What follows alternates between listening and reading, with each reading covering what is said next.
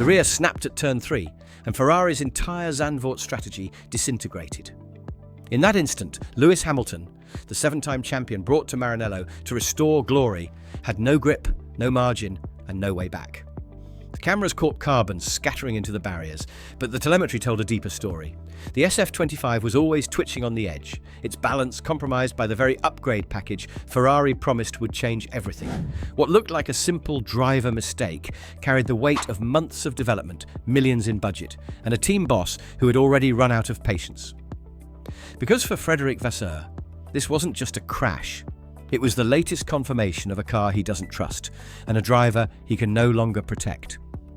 When Hamilton turned into Zandvoort's steeply banked turn 3 on lap 28, the conditions had already shifted.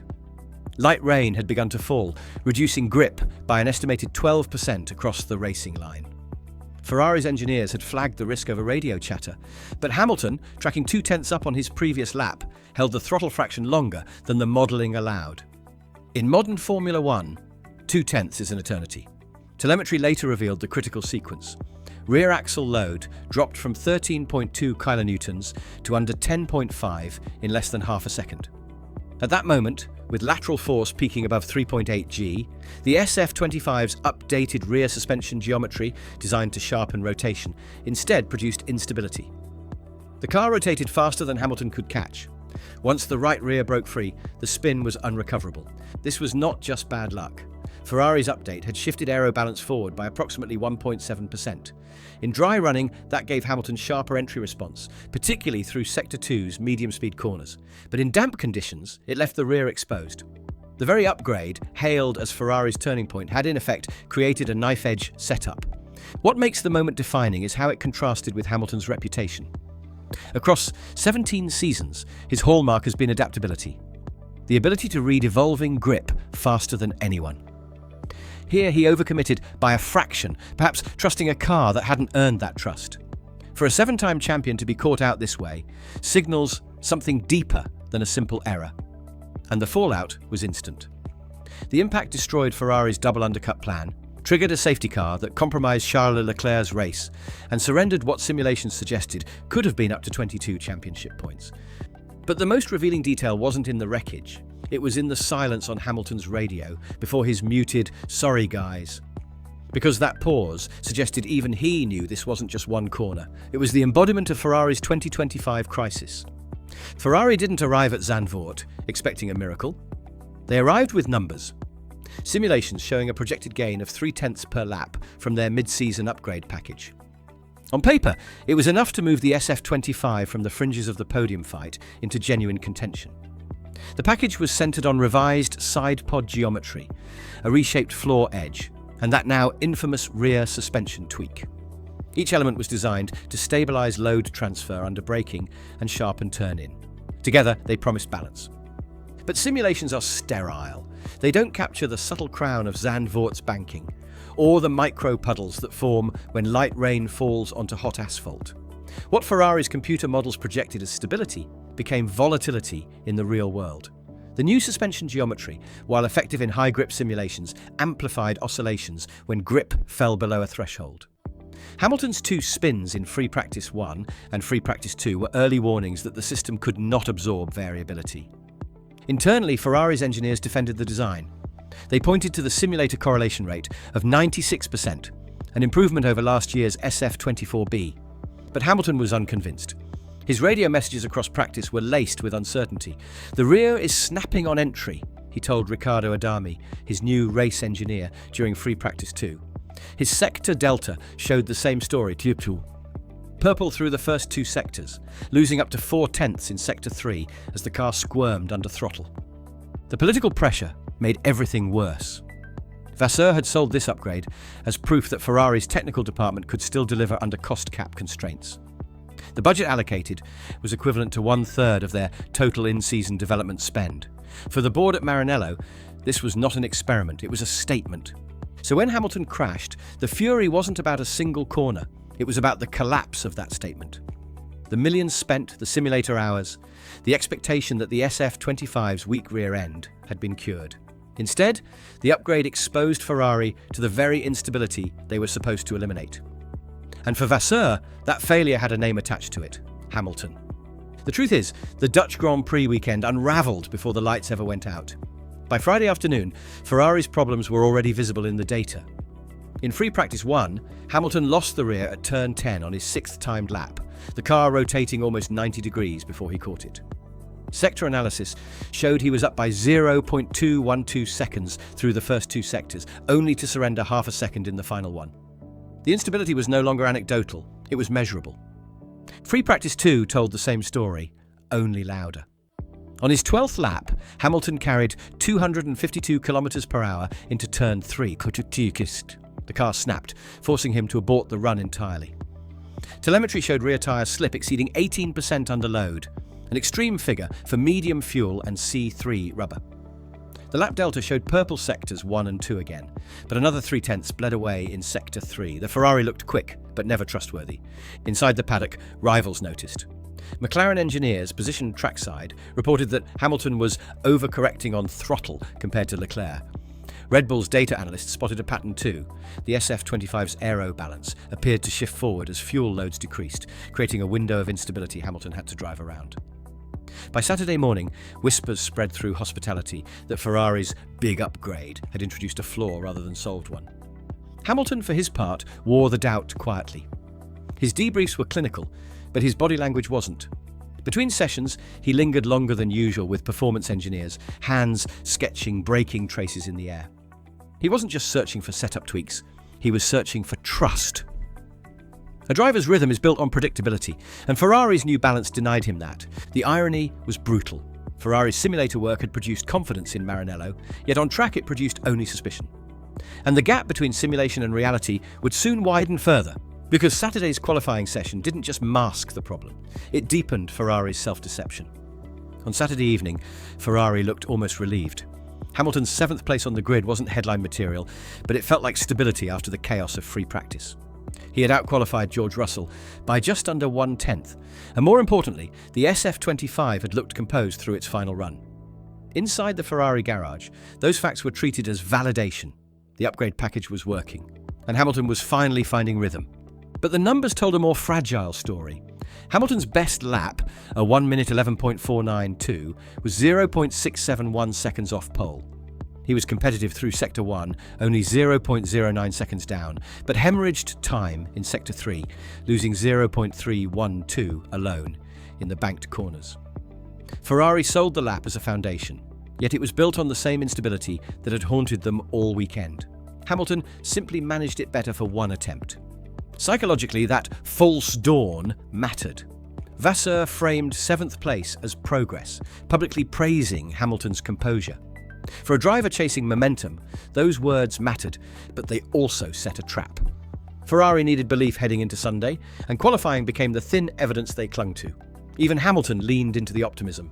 His post-session comments were calm. The car felt good in parts. We've got something to work with. Subtle words, but they hinted at a driver who was willing to suppress doubt for the sake of unity. Meanwhile, rivals weren't fooled.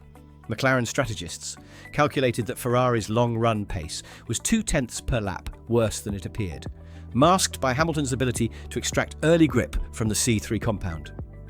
Red Bull's simulations suggested the SF25 would slide dramatically once track temperature dropped below 27 degrees Celsius. Exactly the forecast for Sunday. In other words, Ferrari celebrated what was essentially an illusion. Instead of confronting the instability, they doubled down on the idea that 7th place marked a turning point. And that belief shaped the aggressive pit strategy they launched just 24 hours later, a gamble that would amplify the crash's consequences tenfold. The Dutch Grand Prix was always going to hinge on the pit window. With rain clouds gathering, every strategist in the paddock faced the same calculation: pit early for track position or stretch the stint and gamble on weather. Ferrari chose aggression. On lap 26, Charles Leclerc was called in for fresh medium tyres, executing the first undercut attempt of the leading pack. Hamilton was instructed to follow a lap later, the plan being a synchronised strike that could vault both Ferraris into the top 5. On paper, the mathematics made sense.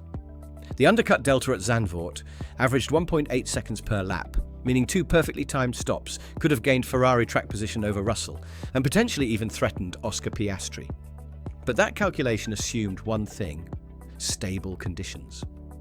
The first drops of rain fell at turn 3, just as Hamilton was exiting the pit lane on lap 28. The margin for error evaporated instantly. Ferrari's updated SF25 carried a sharper aero balance that, in the dry, delivered Hamilton a 0.2 advantage in Sector 2. In the damp, it turned into liability. As Hamilton powered through the pit exit, rear tyre surface temperature had fallen below 75 degrees Celsius, almost 10 degrees shy of optimal operating range. Grip was compromised before he even reached the banking. Telemetry showed he entered turn 3 at 248 km per hour, marginally faster than his previous run. But the track was no longer the same. Rear slip spiked, load collapsed, and in less than a second, Hamilton was a passenger. The suspension failure on impact was almost secondary. The real failure had already occurred in the strategic room. Ferrari had placed their hopes on an aggressive double pit sequence that offered no margin if conditions changed. And conditions did. The crash didn't just eliminate Hamilton, it destroyed Leclerc's race too. The safety car neutralised the undercut advantage, leaving Charles trapped in traffic with cold tyres. A double play, designed to gain as much as 22 points, returned nothing. For Ferrari, the pit window they gambled on became a trapdoor. When Frederic Vasseur walked into the paddock after the race, the usual restraint was gone. Ferrari team principals typically protect their drivers publicly, saving criticism for the debrief rooms. Vasseur broke that code. His anger wasn't only about a crash, it was about the narrative collapsing around him. For months he had argued inside Maranello that Hamilton's experience would stabilise the team, that the upgrades would prove Ferrari could execute under the cost cap. Zandvoort shredded both arguments in a single lap. The numbers amplified the frustration. Ferrari's double pit stop gamble cost them a potential swing of 22 championship points. Hamilton's 0 meant Red Bull extended their constructors' lead to 74, while McLaren edged closer in the battle for second. Every missed point tightens the political leash on a Ferrari boss who knows results are the only currency in Maranello. So Vasseur lashed out. One corner? Just one, and all that hard work was destroyed, he told Italian media, his words clipped and raw. He made no effort to share responsibility with strategy or conditions. The fury was directed squarely at Hamilton. It was a calculated choice. By singling out the driver, he insulated Ferrari's technical department and, by extension, his own leadership. But it also created a dangerous precedent, a public rupture in the trust between team and champion. Historically, Ferrari has walked this path before. Sebastian Vettel was once praised as their anchor, until repeated errors in 2018 saw Maurizio Arrivabene distance the team from its driver. The relationship never recovered. Now, the parallels are unavoidable. Hamilton, visor down, silent in the paddock, mirrored Vettel's lonely walk in Hockenheim. And just as then, the question became whether the bond could survive another blow. The irony is that Ferrari's fury wasn't misplaced. The error was real. But leadership in Formula One is about managing blame as much as managing points. Vasseur's decision to let his anger spill into the open may have satisfied the board for one night, but it risked undermining the very stability Ferrari hoped Hamilton would bring.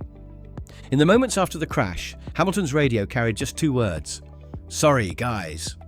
They were delivered quietly, almost flat, with none of the urgency that has defined his career-defining radio calls. The silence that followed was louder than the words themselves. For a driver who has spent 17 seasons vocalizing strategy, challenging engineers, and rallying teams mid-race, the absence of argument or explanation felt uncharacteristic and telling. Hamilton has never shied from debrief confrontation. With Mercedes, he often pressed Peter Bonington for alternative strategies or questioned tyre calls in real time. That competitive defiance was absent at Zandvoort. Instead, the bowed head, the dark visor, and the slow walk through the paddock suggested a driver internalizing the mistake rather than externalizing it. In psychology, this is the language of diminished authority. Champions frame errors as collective. Hamilton framed this one as personal. The body language did not go unnoticed. Cameras caught engineers avoiding direct eye contact as he entered the garage. Leclerc, normally quick to offer a brief word, remained by his own performance coach. Even within Ferrari's garage, the silence spread. It wasn't hostility, it was detachment. In a team already fragile under pressure, the image of their lead signing crumbling into introspection signaled a shift. Numbers underline why it matters. Hamilton has scored just 78 points from the last 6 rounds, compared to Leclerc's 104. In championship terms, that gap translates into Ferrari quietly recentering their development priorities around Charles. For Hamilton, every mistake risks confirming the narrative that he is no longer the driver to build around. But perhaps the sharpest cut is historical. Hamilton's greatest career strength has always been resilience in defeat. Whether it was the heartbreak of Abu Dhabi 2021 or countless lost poles, he usually bounced back with fire. Zandvoort was different. This wasn't rage, it was reflection. And reflection, in Formula One, often foreshadows transition. The question wasn't just whether Hamilton could recover points, but whether he could recover command of Ferrari itself.